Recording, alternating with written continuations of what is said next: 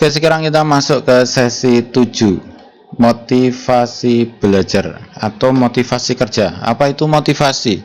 Motivasi itu bagaimana cara kita untuk memberikan perintah. Jadi kan kita kan punya motivasi, motif gitu loh. Motif. Misal ada kasus perampokan, motifnya apa gitu kan? Ya, nah itu jelas ngerampok ya. Maksudnya, misal ada kasus pembunuhan, motifnya apa? Jadi motif itu tujuan, bagaimana cara kita untuk memberikan perintah gitu. Nah, di sini ada 4 kata kunci, yaitu afektif, kognitif, kritis, dan reflektif. Kalau jumlahnya 0 nggak masalah, jadi tenang aja. Jadi semua orang akan mendapatkan hasil yang beda-beda. Kalau ada yang 0 gini nggak ada masalah. Kata kuncinya, afektif itu perasaan, kognitif itu logika, kritis ya. Kemudian reflektif itu hadiah. Jadi misalnya ada kasus seperti ini. Misal anak Anda itu kita suruh untuk mandi dan pergi. Jadi dia sedang tidur. Jadi ada seseorang sedang tidur, kemudian kita suruh dia untuk mandi, setelah mandi kemudian pergi. Orang afektif itu orang yang berperasaan, jadi intinya perasaan lah.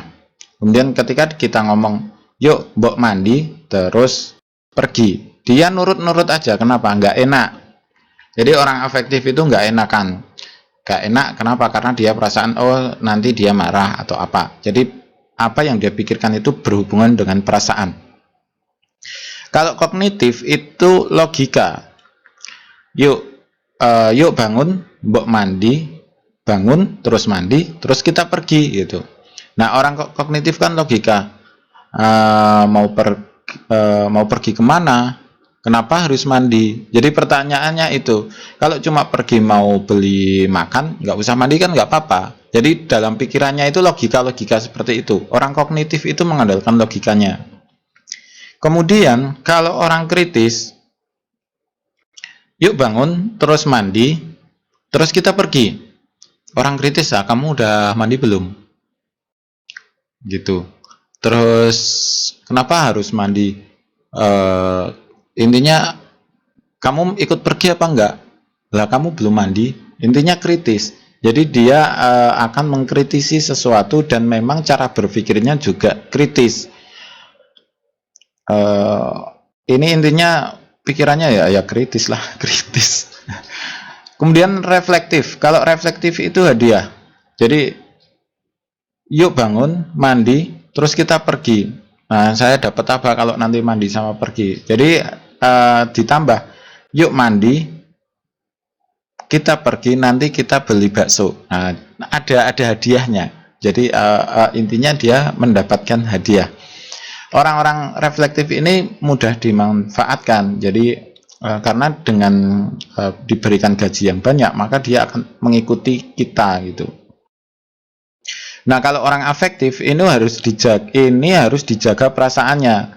Jadi ketika kita punya pegawai or afektifnya besar, maka kita harus menjaga perasaan. Kalau dia berbuat baik, hasil kerjanya bagus, harus dipuji. Oh bagus, gitu aja tok, sudah cukup bagi dia. Jadi orang afektif itu sebenarnya nggak terlalu banyak biaya. Karena apa? Yang penting gaji tetap, tapi dia disukai, dia dimotivasi, dia diberikan reward. Oh bagus kerjaannya, kamu bagus, itu udah cukup bagi dia. Jadi enak. Nah, sedangkan orang kognitif ini dia diberi logikanya harus besar. Gimana ya? Jadi gini, kamu kerja ini, terus kerja ini, terus kerja ini karena, jadi ada karenanya.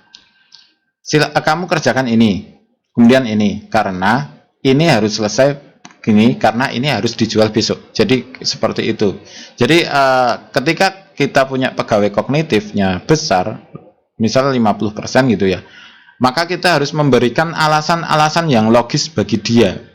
Kita nggak perlu memberikan oh kamu kerjanya bagus, nggak perlu. Jadi yang penting dia kalau menurut dia itu make a sense, apa ya namanya, masuk akal, dia akan kerjakan. Tapi kalau kita perintah model apapun, menurut dia nggak masuk akal, dia tidak akan mengerjakan. Modelnya seperti itu.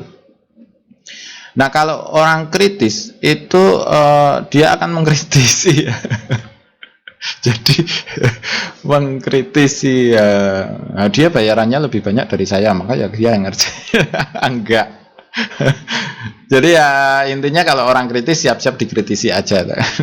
Kemudian kalau reflektif ya udah jelas ini diberikan hadiah-hadiah atau upah yang lebih besar, udah selesai gitu.